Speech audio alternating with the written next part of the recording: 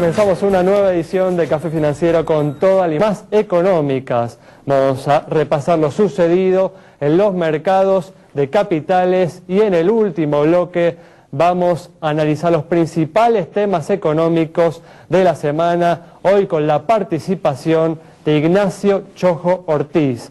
Quédese con nosotros. Tras el siguiente intervalo vamos a regresar con todos estos temas y vamos a responder como siempre a todas sus consultas. Y aquí estamos, ya con todo el equipo, está Juan Cerruti, también está Yamila Escala y hoy nos está acompañando Alejandro Bianchi para repasar lo sucedido esta semana en los mercados de capitales. ¿Qué tal? ¿Cómo andan? Muy bien, ¿cómo les va? Gracias por estar una vez más aquí. Vamos a ir, como siempre, rápidamente a la información que tenemos para hoy. Y en las últimas semanas el gobierno viene trabajando para ampliar la gama de alternativas que las compañías de seguros tienen disponible para cumplir con su obligación de invertir una parte de sus recursos en la economía real. Yamila amplía esta información. Las aseguradoras financiarían las inversiones de pymes. Estamos hablando de que el Ministerio de Industria, que forma parte del llamado Comité de Elegibilidad que surgió a partir de la introducción del inciso K, que como sabemos obliga a las aseguradoras a destinar entre un 5 y un 30% según la rama de su capital a inversiones productivas o de infraestructura. Bueno, a partir de la reunión que llevó Deborah Giorgi con 13 fondos de inversión, se llega a la posibilidad de que las pymes, a través de los fondos de inversión, puedan destinar los recursos de las aseguradoras a, obviamente, inversiones de carácter productivo, con requisitos que el 60% de su patrimonio esté destinado a inversiones de este tipo y que al menos el 50% de esos instrumentos no sean cheques de pago diferido. Así que bueno, una novedad más en torno a lo que tiene que ver con una cuestión que está inquietando a las aseguradoras desde el año pasado. Ahora este año empezamos a ver justamente, bueno, cómo se empieza a desarrollar lo que queremos ver que se instrumente de manera productiva, ¿no? Como justamente se anunció. Que se generen instrumentos que brinden las garantías suficientes para colocar allí el dinero de los asegurados, que después tiene que estar disponible para cumplir con los compromisos y las obligaciones de las compañías. Bueno, vamos a seguir ahora con información de tarjetas de crédito. ¿Cuánto cuesta tener una tarjeta de crédito y en qué entidades bancarias son más económicas? Así es, Alejandro, y según un relevamiento que hicimos, los costos de las tarjetas de créditos entre distintos bancos varían de manera significativa. La investigación que le vamos a presentar ahora incluye tanto el costo de renovación anual de una tarjeta como el costo del envío de los resúmenes mensuales, seguramente todos sumados, es decir, a lo largo del año. Lo que hay que tener en cuenta es que esto no incluye además el costo del financiamiento, es decir, contempla el caso de la persona que al final de mes va y paga íntegramente el resumen de la tarjeta. La primera placa que vamos a ver tiene en cuenta el costo de la cobertura en el caso de las tarjetas de crédito que son de alcance nacional, que suelen ser las más económicas. Vemos que en este caso, en el primer lugar, está el banco Credicop, con un costo anual de 486 pesos, tiene que ver con la tarjeta Cabal. Luego se ubica el Banco Ciudad, en el caso de la tarjeta Visa y Mastercard, con un costo de 508 pesos. Y en el tercer lugar se encuentra el Banco Provincia, la tarjeta del Banco Provincia, también en el caso de Visa y Mastercard, 510 pesos es el costo anual de la tarjeta de crédito. En la siguiente placa vamos a ver cuál es el costo de las tarjetas de crédito a nivel internacional. Y en este caso vemos que, por ejemplo, el Banco Nación tiene en las tres variantes, Visa, Mastercard y Nativa, un costo de 641 pesos. Luego se ubican las tarjetas de créditos del Credicop, Provincia, Ciudad y HSBC, con valores que van entre los 715 pesos y 700 780 pesos. Y posteriormente tenemos al Galicia, al Santander Río, al Francés, al Standard Bank y al Macro con valores que van entre los 855 pesos y 963 pesos por año. Entonces, en todos estos casos son los costos que hay que tener en cuenta cuando uno decide tomar una tarjeta de crédito de un banco, que tiene que ver con la renovación anual y el costo de los resúmenes mensuales que van llegando. Bueno, como siempre vemos diferencias importantes, ¿no?, entre las distintas entidades bancarias que llegan, ¿no? Por ejemplo, entre la más económica y la más cara, ser de un 50%. Bueno, vamos a comenzar ahora con el repaso de lo sucedido esta semana en los mercados de capitales. Nuevamente, ¿no?, empezó a haber cierta preocupación por las noticias que vienen de Europa, ¿no, Alejandro? Sí, seguramente lo que se está viendo en los mercados es que ha sido un muy buen comienzo de año, tanto para los mercados en Estados Unidos como para los mercados en Europa. Ha habido un rally bastante importante. Para citar algunos índices, en Estados Unidos el S&P lleva un alza de 6,61%, si miramos un poco Italia, 1,73 arriba, quizá el caso de Grecia, que subió un 15% en lo que va del año, con una recuperación muy importante, y ahora, a medida que se va empezando a barajar el año, comienza la reunión del G20, empiezan a haber discusiones sobre la política monetaria de divisas que están teniendo los distintos bancos centrales. Sabemos que del otro lado del mundo, en Japón, el yen se devaluó un 20%, de 77 yenes por dólar se fue a 93 en cuestión de meses.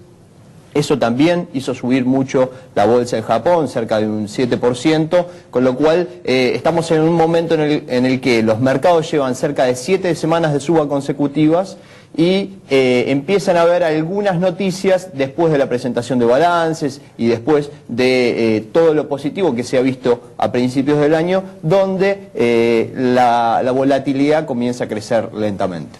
Muy bien, es que realmente las perspectivas de crecimiento de Europa todavía no parecen para nada claras, ¿no? Nos vamos entonces con esta información a un corte. En instantes estamos nuevamente con ustedes.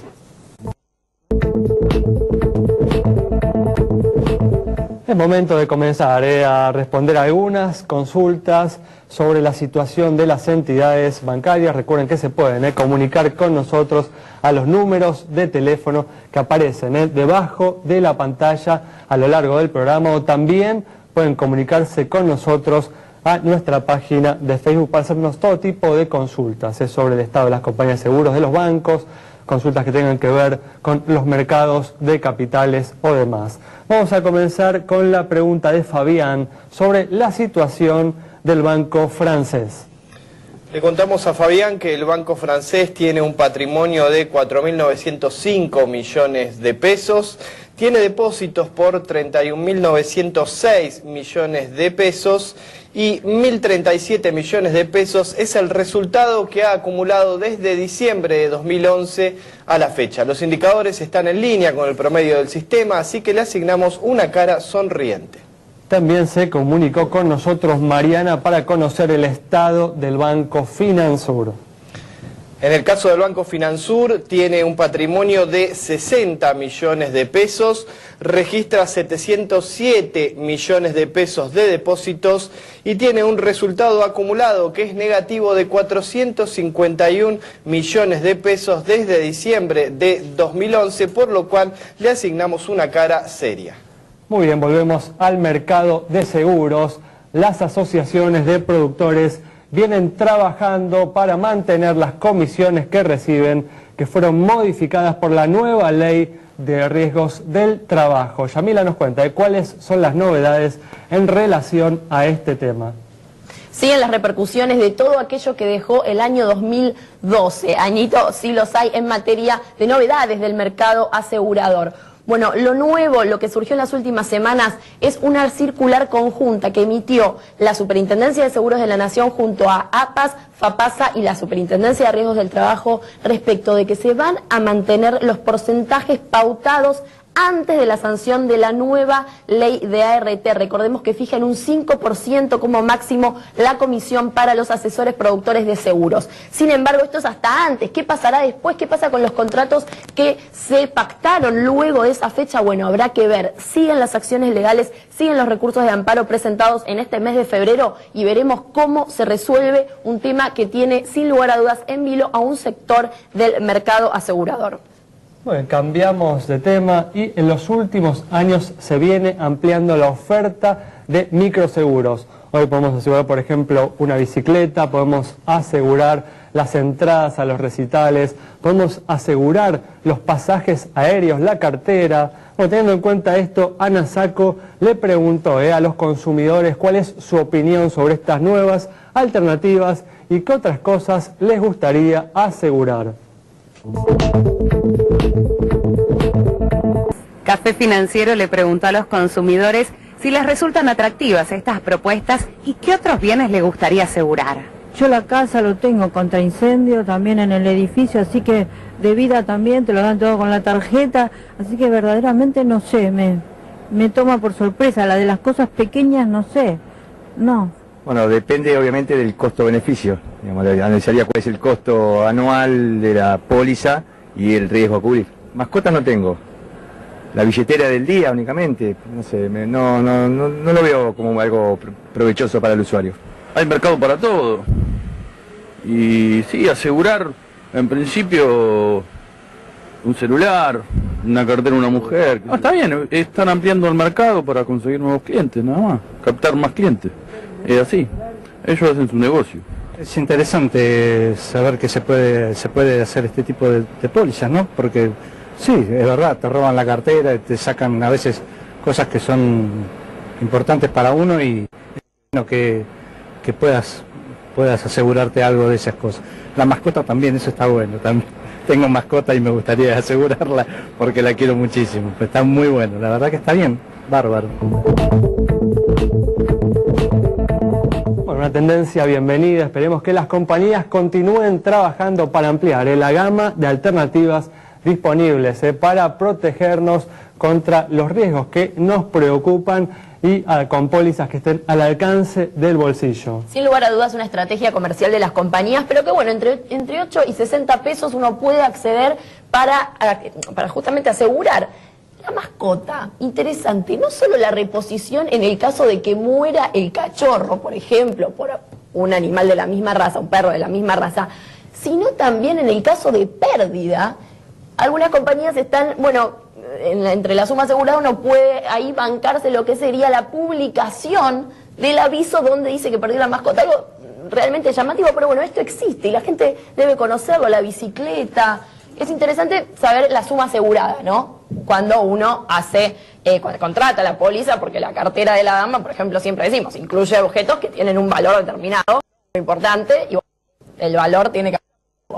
Todas coberturas, ¿no? Las que hablamos aquí en Café Financiero que ustedes deben tener en cuenta que les sirven, ¿no? Para hacer frente realmente a imprevistos que pueden tener un costo importante para su bolsillo. Vamos a responder ahora una última consulta sobre la situación de una compañía de seguros.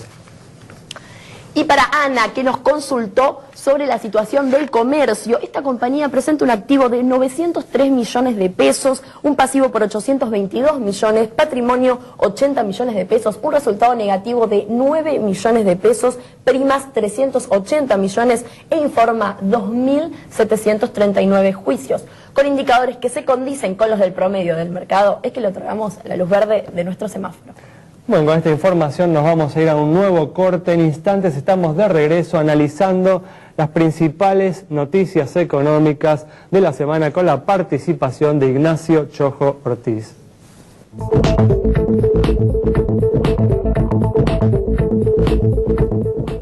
Bueno, ya estamos con la presencia del economista Ignacio Chojo Ortiz para analizar los principales temas económicos de la semana. ¿Qué tal, Ignacio? ¿Cómo andás? Muy bien, gracias. Gracias por venir. No, por favor, un gusto. Bueno, una semana en la que se conocieron los datos de inflación del mes de enero que difunde el Congreso, los datos elaborados por las consultoras privadas De acuerdo a estos datos, la inflación, el incremento de los precios continuó acelerándose en el primer mes de este 2013, con una inflación que en los últimos 12 meses habría alcanzado el 26,3%. Bueno, Ignacio, contame, ¿cuáles son las expectativas que tenés en materia inflacionaria para este 2013? ¿Crees que la inflación va a continuar con esta tendencia creciente que viene mostrando o el gobierno va a poder contener esta inflación? A mí me da la sensación que los pronósticos son más bien de una aceleración del proceso inflacionario, porque, digamos, si el año pasado, en el 2012, la inflación rondó, la inflación calculada no por el INDEC, sino calculada por las entidades privadas, por las provincias, rondó el 25%. Exacto. Con una economía que se desaceleró enormemente, creció menos del 2%. Digo, este año, o sea, no pasó el fenómeno del 2009, donde se desaceleró la economía y también se cayó la inflación. Fue igual, digamos, una caída, ¿no?, de la economía en el 2009, a diferencia del año pasado que, por lo menos de acuerdo a la información oficial, la economía creció, ¿no? Un 1,9%, sí, pero... La información oficial también dice que en el 2009 también creció, pero bueno. Era creo que más bajo, 0,9, algo así. Sí. A ver, entonces digo, en base a esto, y si uno mira el año actual, el 2013, piensa que la economía debería mejorar en parte por una mejor cosecha, por un mejor mercado brasileño. En fin, habría algunos factores que podrían decir que podríamos crecer algo mejor que lo poquísimo que se creció en el 2012. Exacto, sí. Y además hay elecciones este año, con lo cual el gasto público, la lógica es esperar que crezca y la emisión monetaria, por lo tanto, también, porque lo más probable es pensar que el déficit fiscal va a aumentar. Todos estos son elementos que me parece juegan a favor de que la inflación podría ser mayor en el 2013 y no menor. Por eso esa es tu expectativa. Sí.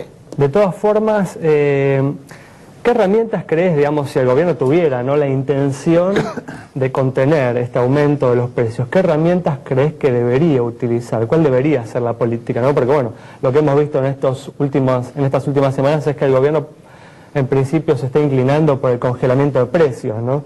Que creo que todos los economistas sabemos que es una herramienta que no es eficaz, ¿no? Exacto. Sí, la Argentina es un país de una enorme tradición inflacionaria, por lo tanto no separa la inflación con cualquier cosa, ¿no? Como estás diciendo. Por lo tanto tiene que ser un plan antiinflacionario integral, que tiene que comprender, digamos, desde un acuerdo económico y social con empresarios y sindicatos y el Estado, pero también con una política fiscal moderada, con menos emisión monetaria, con una política devaluatoria acorde con eso. Es decir, tiene que haber una política integral en muchos campos de la economía para efectivamente tener algún éxito en materia antiinflacionaria.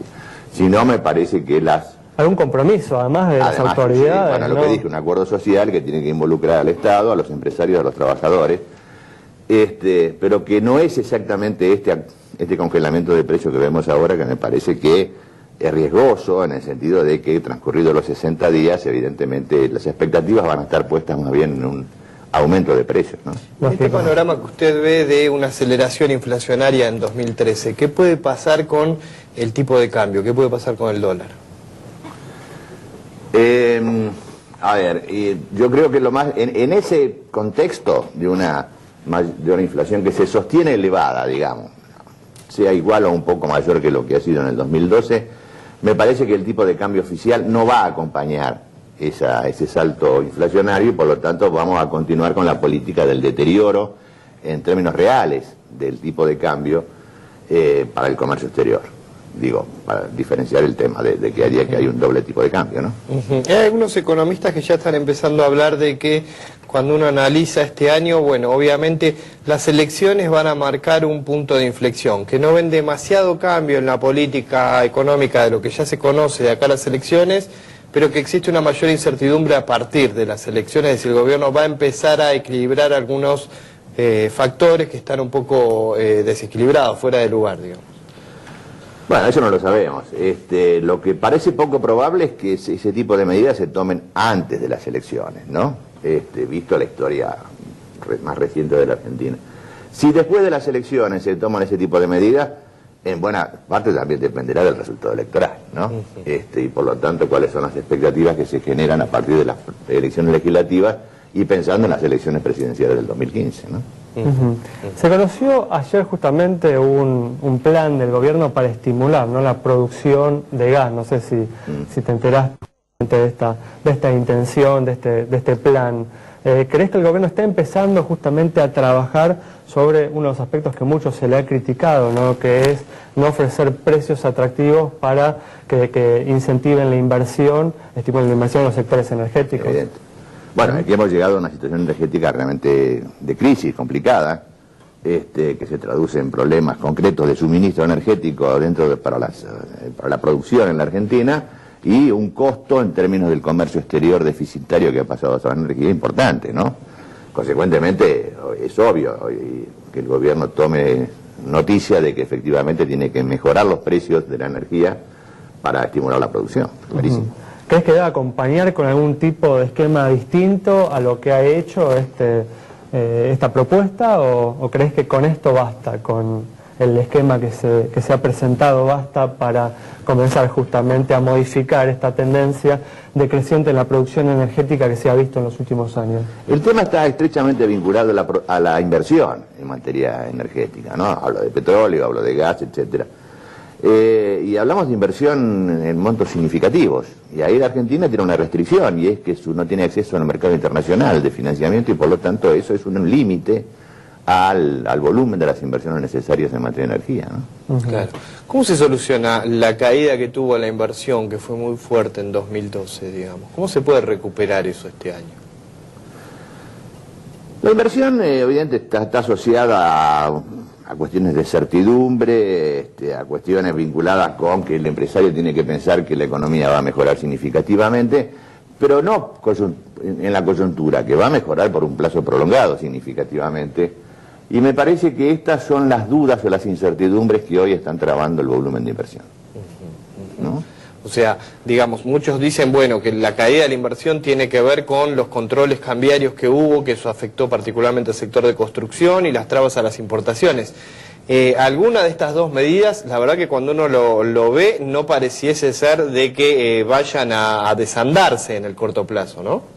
No, creo que la construcción tuvo un muy mal año el año pasado, de hecho cayó, y la importación de bienes de capital también disminuyó fuertemente. Por lo tanto, me parece que eso está, por eso digo, creo que esto está asociado o vinculado a un escenario en el cual no se vislumbran un crecimiento sostenido de la economía argentina. De algunas maneras volvemos, ¿no?, a lo que decías antes, ¿no? La situación inflacionaria genera, ¿no?, una gran incertidumbre sobre todos los precios relativos de la economía, en la medida, ¿no?, en la que el gobierno no trabaje, ¿no?, sobre la modificación de esta situación, el escenario va a continuar siendo incierto, y la inversión uno espera, ¿no?, que continúe en un nivel bajo, ¿no? Claro, lo que pasa es que el proceso inflacionario acumulado a lo largo de varios años, lo que está haciendo es hacerle perder competitividad a la economía argentina. Tal cual. Y consecuentemente su situación es cada vez, más débil en ese aspecto. Eso por el lado fundamentalmente de las actividades vinculadas con el comercio internacional. Pero en el mercado interno, la inflación lo que hace es comerse los aumentos salariales, y por lo tanto disminuye la capacidad adquisitiva o de consumo de los trabajadores, y eso se nota efectivamente también en el mercado interno. Bueno, Ignacio, muchas gracias por haber estado con nosotros. El análisis entonces de Ignacio Chosco-Ortiz sobre la situación que estamos viviendo, la aceleración del proceso inflacionario, y todavía un gobierno que no está dando señales claras para enfrentar esta situación fundamental y que compromete el futuro de la economía argentina. Nos vamos con este análisis, nos reencontramos el próximo martes a las 17 horas aquí en Metro.